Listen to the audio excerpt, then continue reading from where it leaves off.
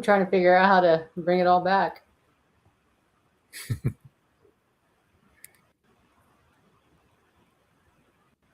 Okay.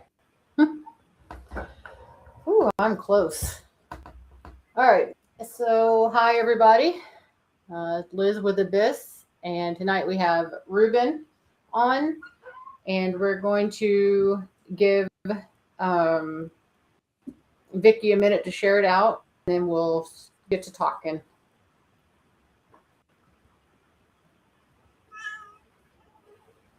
Huh. I hear Pinsky already. Yeah.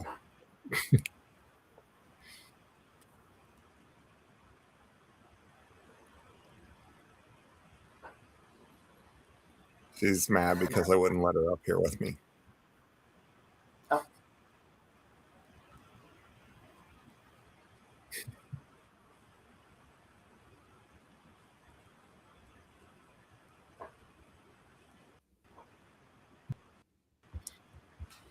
And I can't see the chat, so. Oh.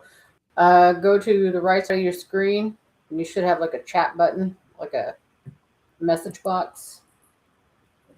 Oh, and that'll show me. Okay. Awesome.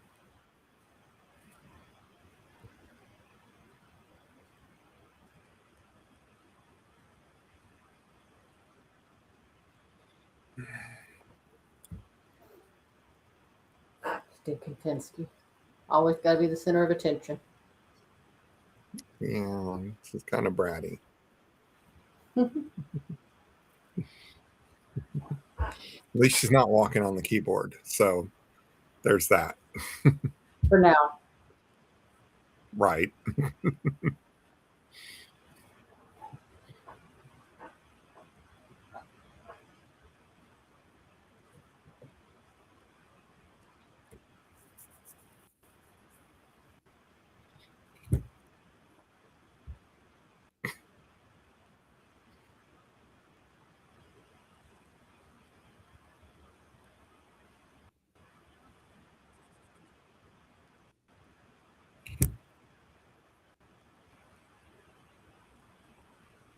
Okay.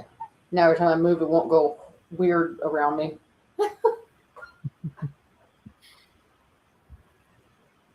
We got one person watching.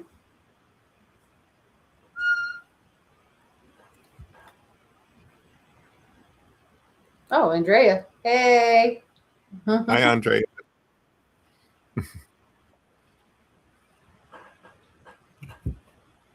Just waiting for Vicky to share it out, do her thing. She's always sharing out, so I don't want to start until she comes in.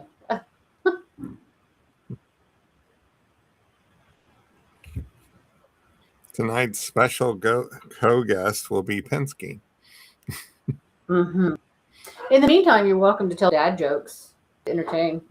Well, hey, Okay. Rob. Oh, it's funny. It's only showing one person. Technical issues? I don't think so. We're just waiting for Vicky, so I know she's got it shared out and she can come in.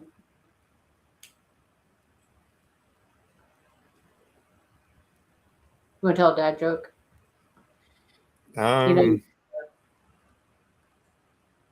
nothing. You just put me on the spot. Well, hi, Vicky. Did you get shared out, honey?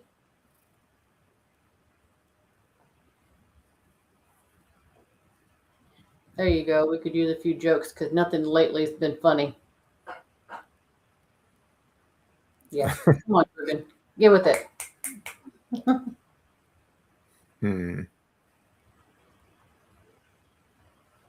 All right. Have books sitting around here, but So tonight's show, for those who will be coming in later, we'll go ahead and get started. Tonight's show is to talk to Ruben with Abyss Paranormal because he lately has been talking a lot about all of his new ideas and his inventions and stuff like that he's doing for the group. And I thought that he might like to come on and explain a little bit about the process in which that takes to come up with the idea, design a prototype, and then put it into effect. And so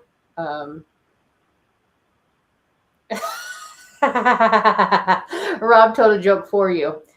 There we go. Everyone Nice. needs to buy yardsticks because they aren't making them any longer. That's right. So, okay, Ruben. First of all, um, give us an idea for those who may have already have missed it or whatever. Give us an idea of what you're currently working on for the upcoming Global Ghost Hunt. Okay, so first off, we're bringing back Al Investigator. Did I say that right? I always get his name wrong. um, and then we're going to be working with the Tesla coil, which is pretty neat. And it's a sound driven Tesla coil. So it'll pulse with the sound. We're going to be working with a different kind of pendulum. Uh, did I say that right? I always get that word wrong. Okay, good. A different kind of pendulum that will use magnets instead of a person moving it with their hand. If it moves, it'll be detected. And yes, no buttons, which Liz had seen on one of the GGHs and asked me to kind of spice up and modify. Okay, so when you come up with, well, let's see, the pendulum modification, that was your idea type situation. How did you come up with that? Okay, so everybody knows I'm a huge skeptic. And so whenever I see a pendulum on movies or something and they're holding it in their hands, I'm like, well, how do you know you're not subconsciously doing that if it's not a muscle twitch or something? And I was like, it would be cool to have a one that was just hanging there. And then if it moved, that would be awesome. So then I was kind of trying to think of different ways that we could sense that movement without I face the ace without doing AI movement recognition, stuff like that. So I came up with magnets. It's like I was like, Okay. that's so basically when I'm trying to design something, I think of what's the most efficient, cheapest way to sense something. And there's a sensor called a Hall effect sensor, which is really good at sensing variations in magnetic fields. Um, so I got on Amazon and ordered up some really sensitive Hall effect sensors and started messing with some rare earth magnets. And So, then, well, okay, so my question is though, what about the idea of um, the pendulum moves and responds because of the energy in which the human puts into it? So when we grab onto it, we're transferring energy to it, right? And when we bring it back, it's still in our hands, and then we release it, right, or whatever, and then we allow that energy that we put into it um, to demonstrate whether it's a yes or no answer or whatever. What are your ideas of thoughts about that? well, while I understand like all the concepts behind it, and yes, Vicky, it will be feeding data to a computer. Um, but I understand like a lot of the things behind that. But to me, my thought is so a lot of the theory is that entities are magnetic, electromagnetic in nature. And I thought if I have a very strong magnet like a rare earth magnet, they would be able to push on that. So I felt like it would be something more physically accessible to them than a wood or a metal or a stone would be Okay. something that's kind of compatible with what they're supposed to be made out of. Okay, so this concept that you've come up with, though, is it in fact encased or is it out in the open to where somebody could manipulate it? No, it's encased. Now, because it's so sensitive, if somebody walks in the room will have to, of course, take it with a grain of salt if it moves, because it is very sensitive. It's almost something that would pick up a footstep. So if somebody goes in the room with it, so it'd be something that we'd have to like basically set off into this a side room with a camera or something like that, because um, the vibrations of somebody walking around could possibly move it. So let's think about Windyville, for instance. If we put it into a side room in Windyville, would it still pick up those steps outside the room? No, I mean, even in a building like Wendyville where the boards kind of seem to move, give and take and whatever, you'd have to probably be, I'd say if you were walking around it in a shake with a floor that's not really sturdy, probably within 5 feet of it to make it move. Okay. But I would say if you're outside of the room, no, I don't think it would affect it at all. Okay. So you've come up with the idea. We've talked about how you've come up with the idea. And so the question now is, how did you come up with the actual concept itself? Like, of how this was going to work and how you were going to build it? Well, I mean, once you come up with an ideal, it just becomes a practical thing. You just think of like I said, the way that you could sense it. My original thought was to use AI and see if it moves position, but AI has an error rate, so it wouldn't be exactly right. And I wanted to put magnets in it anyway, just because of, like I said, it would be seem to be more of a physical medium that it would be able to access. Um, so then I thought, well, I'll just make it look like a regular pendulum, because originally I was just going to have just a stick hanging down there, but I made it look more like original pendulum. But I did it with 3D printing, and what I would do is I would print like the base of it, and then have the 3D printer pause, and then I put the magnets in it, and then it would print the top over, and so it would put the magnets inside of it, so that we can hang a string on it and everything. But really, it just comes up with the practicality of, we're going to move this. If this moves, how do we know it's moving? So I put the Hall effect sensors in a little cross around it to sense if it goes this way or even to the left or right, because they'll sense that magnet in varying degrees as it moves around. Okay. So, do you by chance have it with you or is it at the shop? It's at the shop. I'm coding it right now. I mean, it's completely printed, but it's basically a square, and then it looks like it's kind of got like a scaffold, I guess you would say, that kind Okay. of goes up above it, and it's the string, and it hangs a little pendulum there above the square. So it's two pieces, then one magnet on bottom, one magnet on top. Well, it's a magnet that swings around. That's the only magnets in there. Um, So what's in so the bottom for it to send out this alert that it's been moved? What's going on in the bottom? okay, so the sensors, when they sense the magnetic signal, what they give out is a variable voltage. So between 0 and 5 volts. Okay. Um, and depending on if it's south or north, the voltage will either go up or it'll go down as it gets into it. So that goes into something called an ADAC, which is an analog to digital converter. And that measures those voltages pretty precisely, um, like within fractions.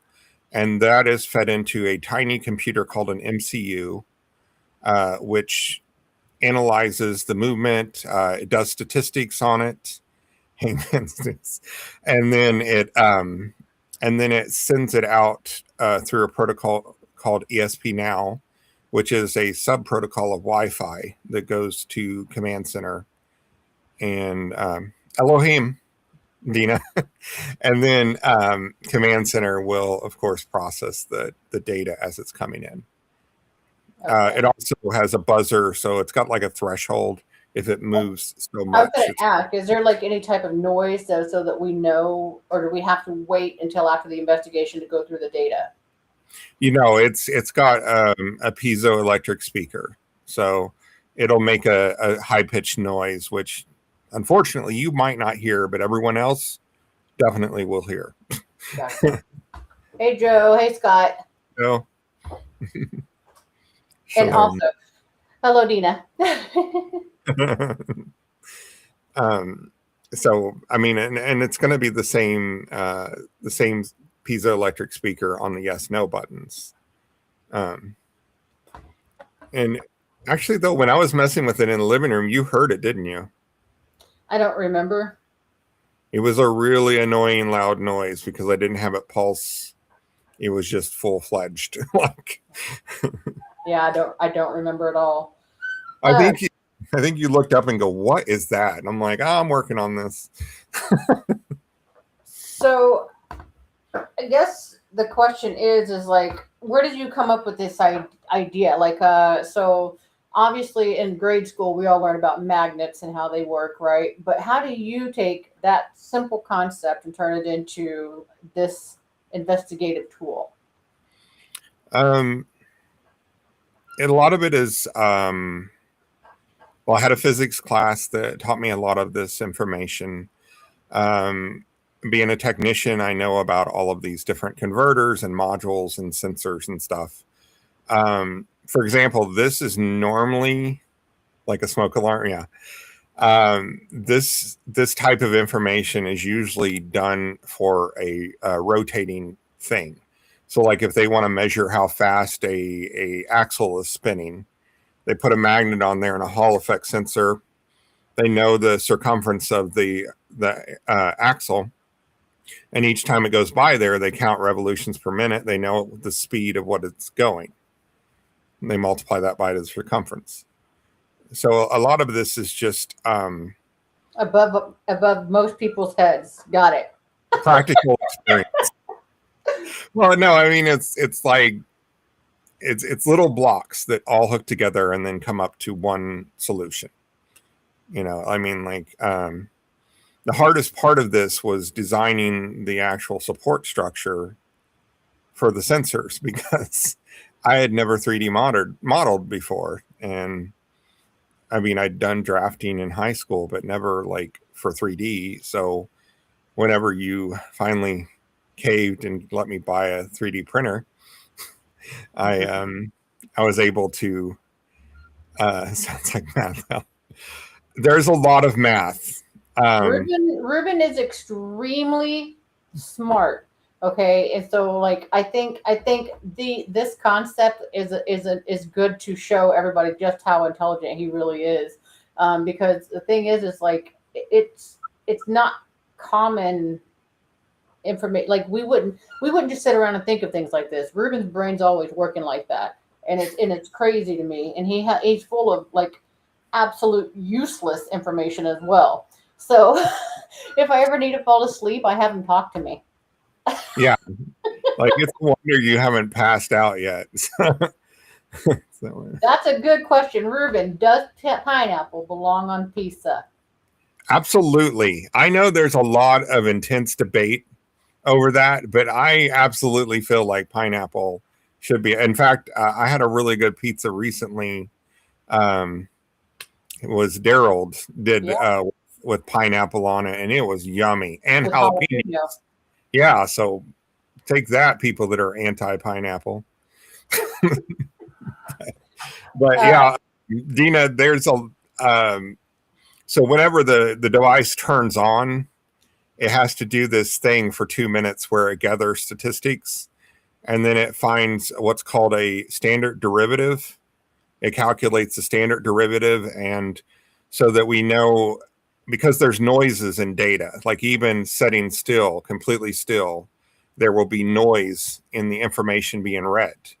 So it has to find something called a standard derivative, which is basically the standard variation from a center point that noise goes, so that we can tell if it's a false alarm or if it's a real deal. so basically, if we look at letter grades in school, C is the center point. That's the common. then we look at A or B, or I mean, I'm sorry, no. It'd be B would be the middle. We look at A or C as the change. Yeah. Okay. The bell curve that you learned about in psychology, that used standard deviations. Scott says I was only able to find this once. It was a ghost pepper pizza sauce, and it was amazing. Whoa, you're tough, bro. Yep. Yes, calibrating for the space it's in very much. That's exactly Yeah. it. So it's a calibration that that is pretty neat. Like especially when you have the computer do it. Rob. Sorry, I'm boring. He does put me to sleep though with this stuff. Like if I ever need to fall asleep, I'll have him talk to me about things that I do not understand, and then I'll just go to sleep. Yeah. And for when I'm gone on trips, I did find a playlist on YouTube called Calculus for Sleeping. Oh my God. Yeah. That gives you guys an idea though. He also does calculus for fun. Just for fun. He likes it. Well, I mean, I've got to stay up with the kids. Like it's not even about doing math for fun anymore. It's trying to stay up with the kids. They're so intelligent. I know. Smart. Some of them are smarter than Ruben, and that's like way. Yeah. Okay. So you come up with the concept, or so let's see. You came up with the idea. You created the concept, and then you decided to start the prototype, right? So did you test all of this stuff before you ended up encasing it? How did you test your hypothesis first?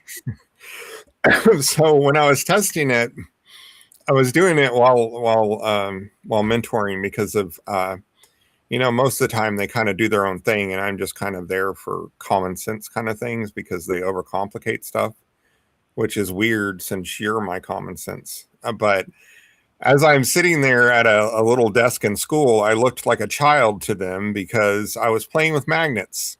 I had a big old thing of magnets like this long, and I'm just going like this and watching the screen and seeing how it reacts to the sensor.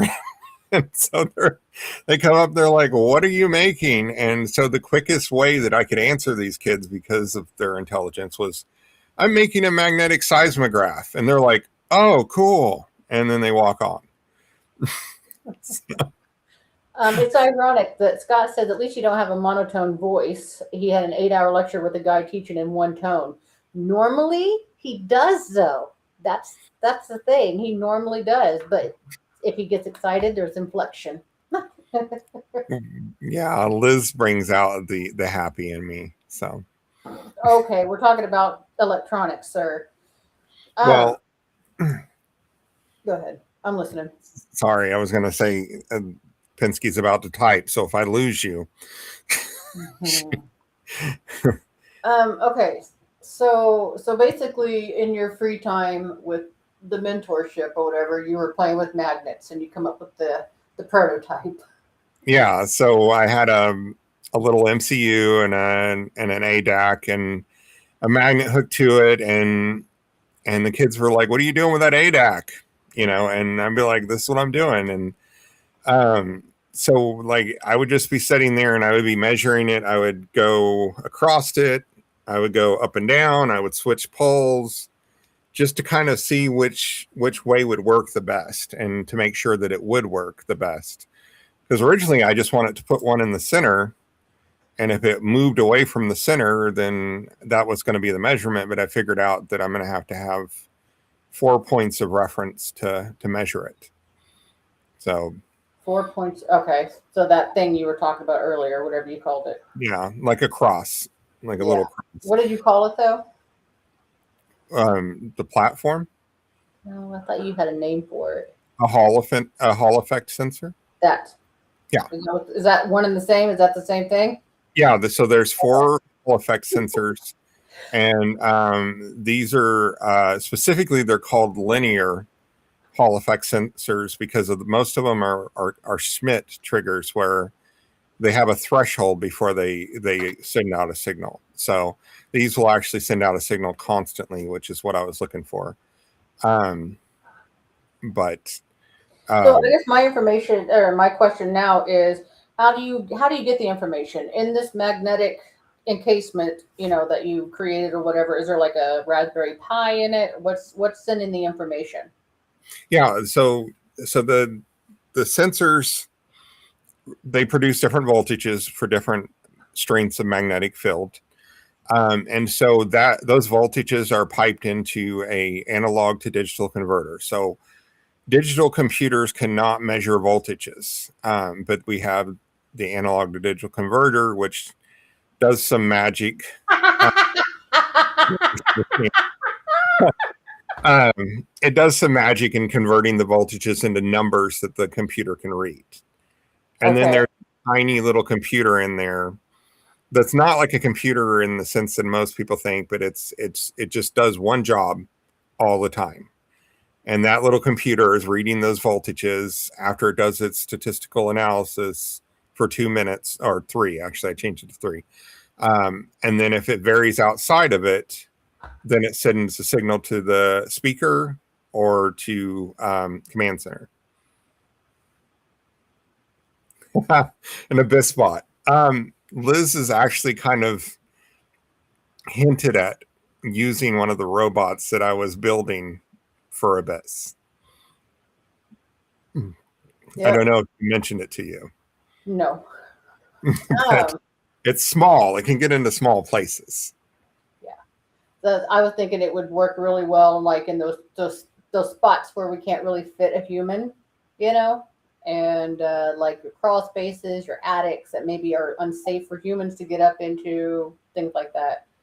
So, but the problem is though is that it is a build team, and they literally it's part of their, it's not like they have free time to do another or anything like that. But okay, so I mean, is that all about the pendulum?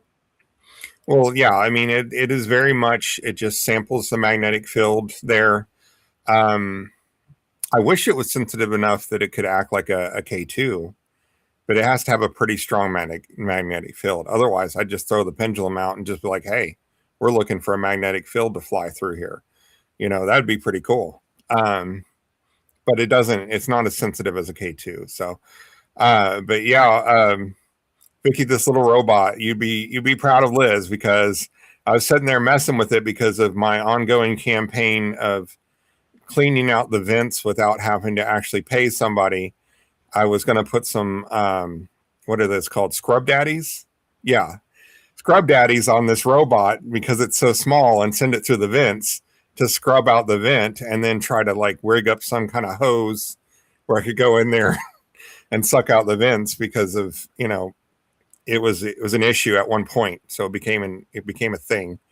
And then I'm working on this robot, and Liz is like, you should put a camera on that. I'm like, I do put a camera on this. And she's like, we should use it for Abyss. And I'm like, So our robot would probably work, but the Abyss team, the robotics team themselves, they wouldn't be able to do it.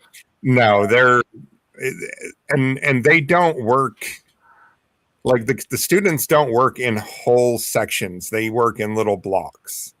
Like, there's programming, there's build, there's, different things. Tied to a paracord so you don't lose it. Yes. You ain't never lied. That is my ultimate build. See, me and Dina, we're like a lot alike, aren't we? Yeah. That's going to be the end build. It has to have a power cord because the motors take too much electricity. But I am going to also tie a paracord to it, because I watched a team exploring a tunnel, and they got their toy stuck because they didn't have a paracord or something on it. And I was like, dude, could we, just get an RC car? I mean, yeah, if you want to do that, but it's you're like, I just took the wind completely out of your sail, didn't I? Yeah. Around saying, you who, where are you? Oh, you who? Oh, she's going too fast. Ruben's duck cleaning. Yes, yes, absolutely. But Okay. I mean, it wouldn't be as You, fun where and be. are you? Come out, wherever you are. Vicky says. Dina says, I have a 4x4 remote truck, but it has controller issues in that it won't drive straight. You can have it, maybe you can use it. It don't drive straight. Ruben could probably fix it. Or I could drive it because I'm such a bad driver. If it doesn't drive straight, it probably would end up going straight with me driving. Oh Lord. Yeah. But yeah, so I thought it was funny though, because the first thing her mind went to was, can we use that to find a ghost?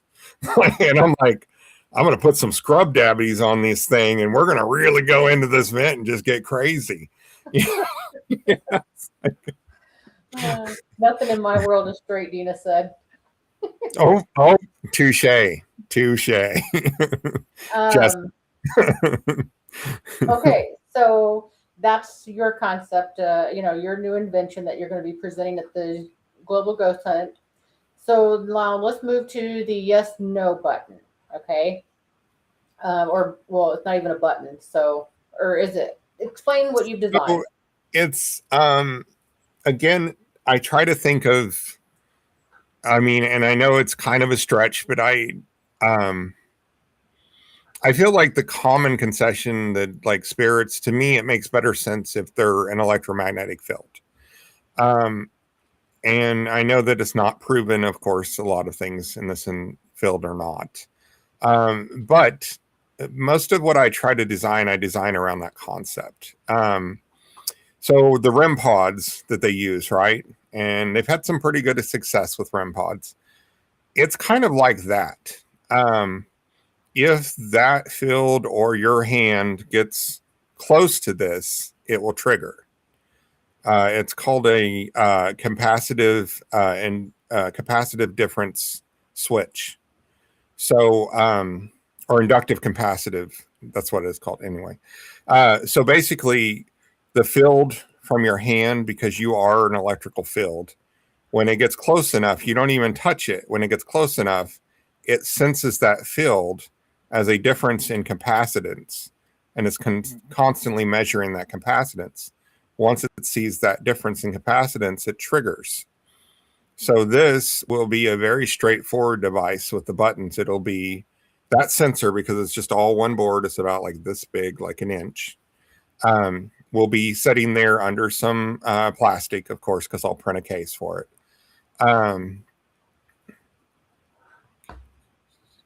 You can use a Tesla coil to Yeah. do that. And also, there's a device I built that I need to 3D print a enclosure for, but it does actually sense static charges. So you can like stick your finger by it if you're worried you're going to pop on a light switch or something. But so anyways, it'll just be when it triggers, it'll go into the piezoid electric speaker, which will make a whining sound, and then it'll turn on a LED. Now, I'm not sure if I'm going to use ultra bright light LEDs on that or regular ones. I have both, but I was thinking that if I used ultra brights, that it would be easier for us to see, but it might wash out the camera, so I'm not sure.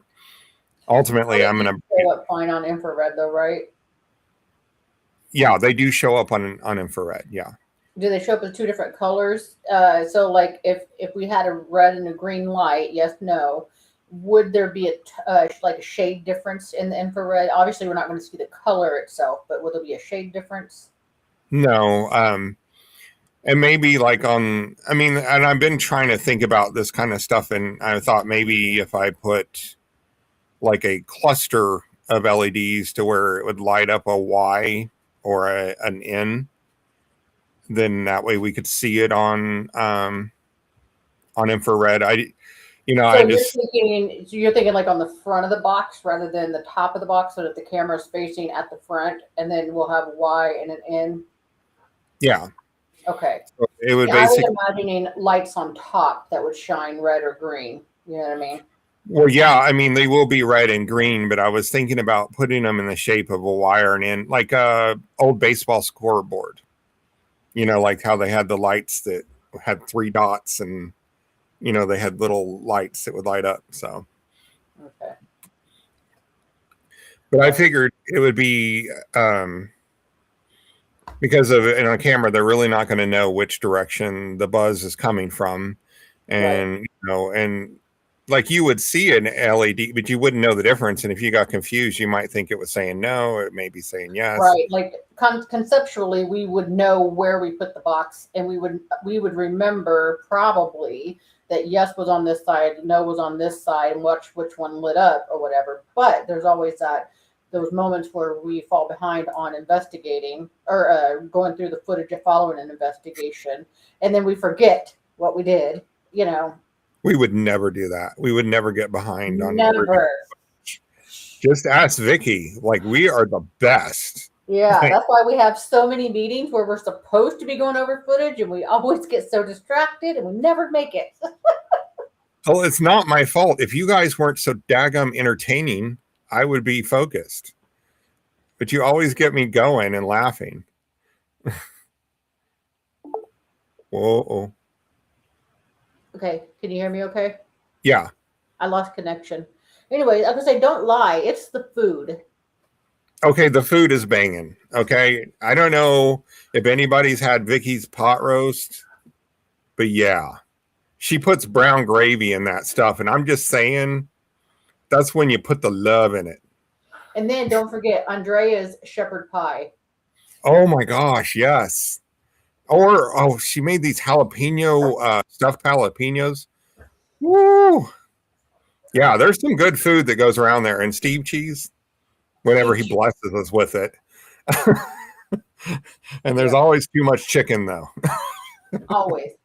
And funny enough, our next meeting we're grilling, and I'm bringing chicken. But in fairness, grilled chicken is so good. It is. I think it's the smoke. It is. But yeah, and the concept of that came from you, not from me. But What? the concept of the yes no button came from you, not from me. And it didn't even come from me. It came from I believe it was AZ Pie.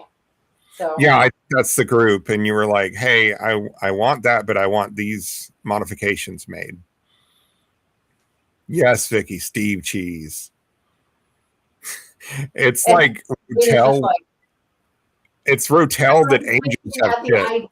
I don't know if you're blinking at the idea of all the good of all the good food we mentioned, or if you're wondering what Steve cheese is. But Steve cheese is Steven's version of queso dip that everybody makes. He just does his differently, and it's so good. I mean, it is really good. I don't like queso dip. That's It is like a angel has came down and kissed it and like put its goodness upon it. Plus, an Amish person added the Amish magic that they do to make their food extra good. That's what you're looking at with Steve cheese. It's amazing. the fuck Steve cheese. So we'll let you catch up to that part. We know you sent that before we explained.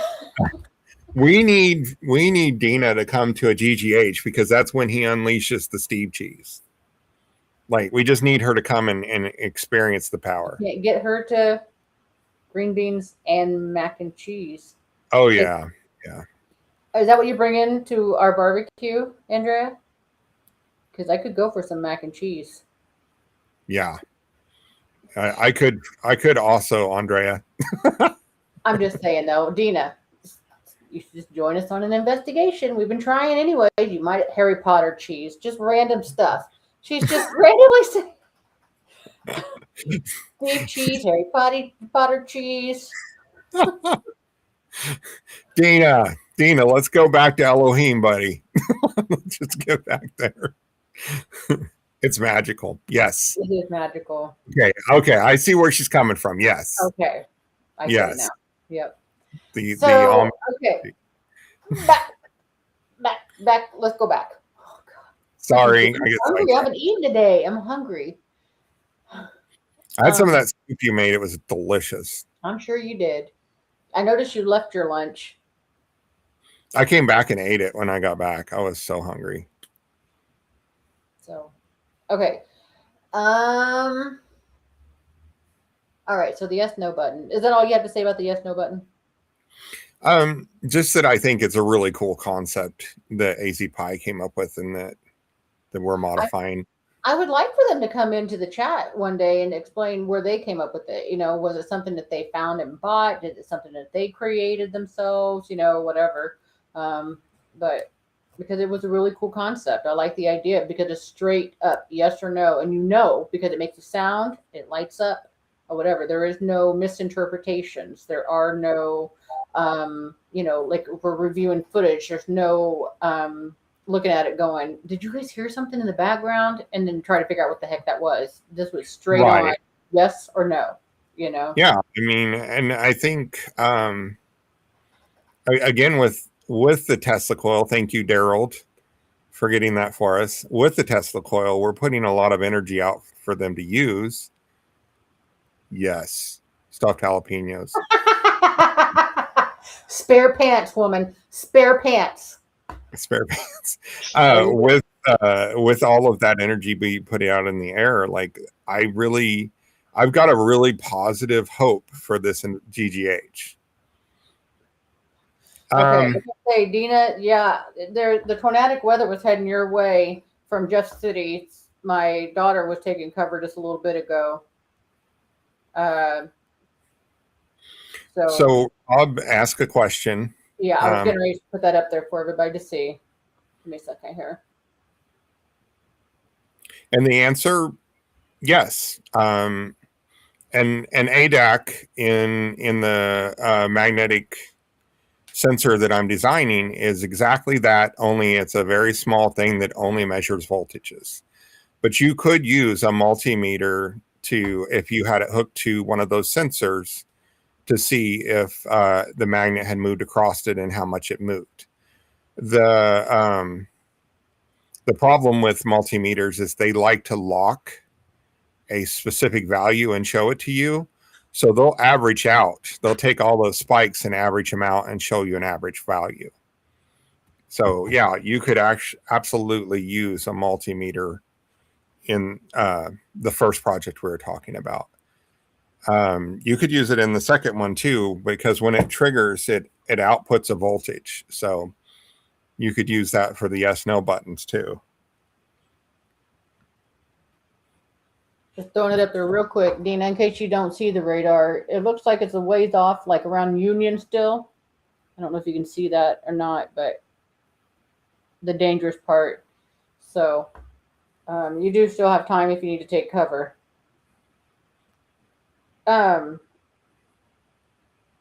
Sorry, I'm not trying to get distracted. Just want to make sure. No, stupid Missouri. I hate tornado season.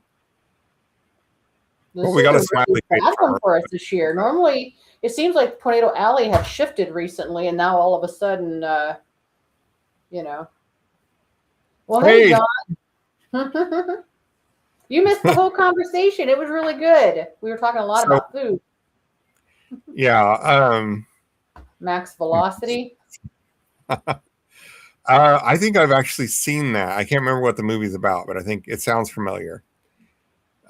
So the sensor that I built that senses static was actually something Jonathan had sent me a schematic for, and I was trying to figure out a way to put it in a case to send it back to him, but I didn't have a 3D printer, and he had these baseball card holders that we were trying to fit it in.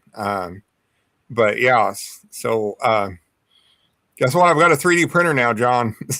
I'll be sending you something soon. But it's pretty exciting. Liz let me get one. YouTube channel. Astrologist. Oh, she says the YouTube oh channel. oh, I was watching something else then. I watched some kind of movie that was like, it was kind of like a dystopian future, I think. So Okay, so coming back to the original conversation, is there anything else that you're currently working on that maybe even the group doesn't know and you want to tell us about? I mean, not really anything else that I mean, because I've got those 3 projects simultaneously running. I am trying to come up with a better way to display them.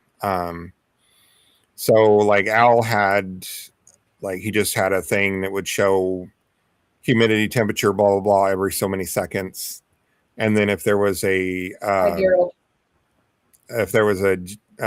trigger on the EMF meter on the K2, then it would say, "Hi, Daryl." It would say hi, Daryl. Huh? It would say hi, Daryl. Yeah. It would say, man, it you're would say, getting really good. yeah, it would say hi, Daryl if it got an EMF spike, because it was like, oh, that must be Daryl. But yeah, so there was I'm trying to work on a better display, maybe a graphical display for the magnetic one. And also I'm thinking about, instead of having dumb yes no switches, having them linked back to command center, so that if they do go off in a room and nobody's in there, we'd have it, Are you being tortured by a fly right now? I am, because this freaking cat brought it in the door and it's swarming her and she won't leave me. Daryl's so excited about a K2 meter announcing his arrival. Yeah. Special edition, yes. Daryl's able to buy a regular K2 meter. This one says hi, Daryl. Dina, just be careful, man. Seriously. Yes. Be safe. Hide. There's no shame in hiding. Okay, so Al Investigator, we've used him once, I think, and after that he really didn't give us the results we were looking for. He ended up breaking. So what have you done to him lately that you plan? Why you plan on bringing him back this year? What's changed? So we had temperature skew on him. My thoughts on K2s. Yeah, but look at Daryl's comment real quick. K2.3. There we go. My thoughts on K2s is that I had a conversation with one in the woods, and I was pretty impressed with it. It seemed to me it has to be timing. So it seemed like there was some pretty coincidental timing. I know that they're very accurate and reliable at reading EMF fields. The question is that a entity triggering them, or is that a random EMF field triggering them? That's my question on it. But like I said, I did have a pretty interesting conversation with a K2 when we were investigating the cabin. We were in the woods, and then later that night, Marty had a conversation with the K2, but somebody was freaked out by dolls and didn't film it. Ruben, in case anybody was wondering, I know you've all heard the story numerous times, but in all seriousness, it was Ruben. Yes. There are a lot of dead spots that you can test in. Basically, just the further you get out of civilization, a really good place to test them too is like an abandoned quarry, because if you go down and you're below the line of sight, there's a lot less signal down there, so there's a lot less chance for something triggering it. And just turn it on and let it sit there. So, Ruben, explain something that you and I want to do in an investigation, just to test out the theory of like the Faraday cage information and all that. Okay, so Liz and I had thought about doing an investigation that was purely non-interactive. Just, we would take and set up things like this magnetic device and stuff in a house, and set up K2s with cameras on them, stuff like that, and just let the house sit there and see if anything did anything. Do the walkthrough, measure the norms and stuff, and kind of say to whatever's hanging out, hey, this can do this, that, and the other. Or if you touch it here, maybe we can sense you and stuff like that, and then just walk out. Now, Liz was mentioned a Faraday cage, which is a pretty neat concept. So, what a Faraday cage is a cage that all EMF signals goes around. They do use it for remote viewing. You're right, because they want to not have them distracted by EMF. Or even if we put motion sensors in each corner of the room, maybe if the pendulum goes off, it would show what area the spirit was in. That's a pretty smart idea. Yeah. Once I get one prototyped out and we test it, maybe we should make several. I mean, it doesn't, the little sensors don't cost a lot. So, you imagine having like a house with like 15 of those in it and just like, they just be like beeping all over, like, man, there's something moving through sector A. But so a Faraday cage would keep out any outside EMFs. So if we set in a Faraday cage with a K2 and it went off, that would definitely be something in there with us. I mean, and so basically what it is usually is like a metal mesh around on some sticks in a cage. Let's go back to how we come with that concept, though. I think we've noticed in some people's investigations and stuff like that, that a lot of times, especially if they're outside, they're picking up different signals. They're picking up different K2 hits, EMFs, and stuff like this, right? But one thing that they don't take into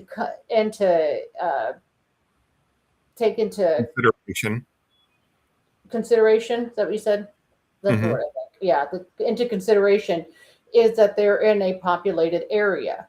A lot of cars go by. They themselves have internet now. Then you got your Wi-Fi connections all around you. All of those internet connections and stuff, they literally put off a field. And therefore you could be reading anything that's been passing through, especially if, like, let's say you have one internet connection and an apartment building nearby. Well, you're going to be getting hits all the time because that internet is Wi-Fi through all those apartments, especially if you're sharing it, If you've ever opened your phone near an apartment and tried to connect to your car, the list is long. Like, there are hundreds. And that's why, like, I liked the woods at the cabin, because it was so far away from power lines and everything like that. The problem with the K2 sensor, Dina, and my biggest problem, because of course I'm skeptical and I want to eliminate all variables, is the K2s are set up to sense the frequency of power lines. Power lines are 60 hertz, and a K2 that triggers at 60 hertz will trigger on a power line. So if there's a power line around, you might want to rethink whether that was a good hit, or try to do some timing stuff with it. Go, okay, hang on, now push it, So essentially, if we Faraday caged a location, it would keep all outside waves of electronics, electricity, anything like that out from your investigative spot. But it would also allow the continuance of electronic fields and stuff like that on the inside. Correct, Ruben? Am I wrong on that? So we would have to, if we went and did our investigation, we'd have to shut the power off to the house, and then drape it in a Faraday cage mesh and ground it. That's how you make sure there's no inside. And then if somebody opens the door to come in or out, we'd have to discount anything that we sensed at that time, because that would be an opening in the sill. But if we're in there with something and it triggers a K2 hit, that's pretty crazy. Now the magnetic device that I'm setting up currently, it actually emits a Wi-Fi signal.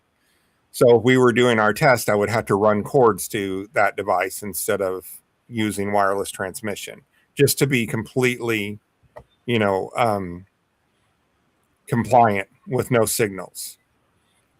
I left this comment up for you from Daryl. Yes. I think they would be really cool for a number of circumstances because they would do, they use Doppler effect to pick up movement. Inside a Faraday cage, they would be the only thing transmitting. So if there was a Doppler effect, they would definitely know it was something moving instead of, a stray signal that's throwing off the algorithm they use. But again, it would be a signal. So if we use those, any K2 hits or anything, we would have to say, while we're using this and it's actively transmitting, we need to take that in consideration of, an EMF kind of thing. So, and Okay. yes, it's like a firewall. And the reason it works on solar flares is because solar flares are just a giant magnetic discharge. And that's how it protects them, is by making the discharge go around it.